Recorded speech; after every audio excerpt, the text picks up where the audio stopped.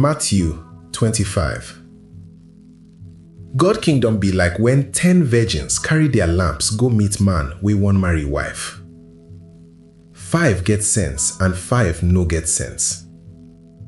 When the ones wey no get sense carry their lamp, dem no take extra kerosene follow body. But the ones wey get sense carry extra kerosene. E con happen say the man wey wan marry no quick come, so all the virgins con sleep.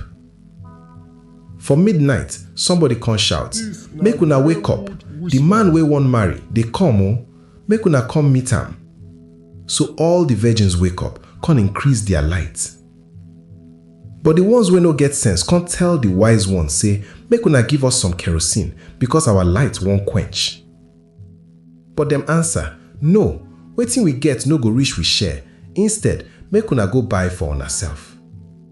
When dem go buy, the man wey wan marry con come, and the ones wey dey ready con enter the party with am, and dem con lock the door. After, the other virgins come back, dey say, Oga God, make you allow us enter." But he answer them, "No, I no know una. So make una dey ready, because una no know the day or time when Christ go come." One man wey dey travel con call all him servants, divide him property give them. He give one 5 coins, give another one 2 coins, and the last 1 coin. He give each servant wetin he go fit use, then he con travel.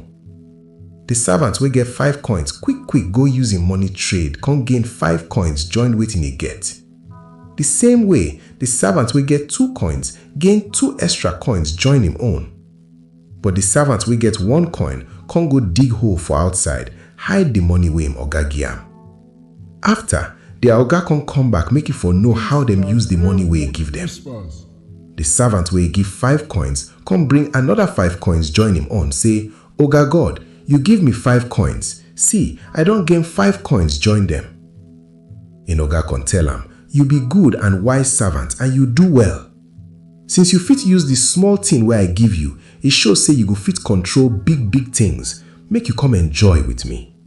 The one wey dem give 2 coins still say, "Oga God, you give me 2 coins. See, I don get 2 coins join them." Him oga con tell am, "You be good and wise servant, and you do well. Since you fit use the small thing wey I give you, e show say you go fit control big things. Make you come enjoy with me."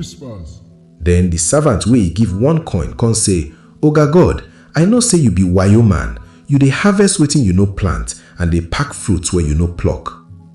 So fear catch me, and I con hide your money for ground. So oga, make you take wetin you give me." Him oga con tell am, "You wicked and lazy servant. Since you know say I dey harvest wetin I no plant, and dey pack fruits wey I no pluck, you for put my money for bank, so that when I come back, I go collect my money back with interest. Make una take the money from am and give am to the servant wey get 10. Because the person wey get something go get more, and wetin he get go plenty. But the person wey no get, even the small one wey he get, dem go take am from am.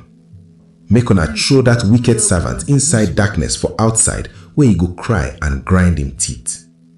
When man pikin and him angels go come with him glory, he go sit down for him king throne. Everybody for the world go gather for him front, and he go separate people as shepherd dey separate sheep from goats. He go keep the sheep for him right hand, and the goat for him left hand.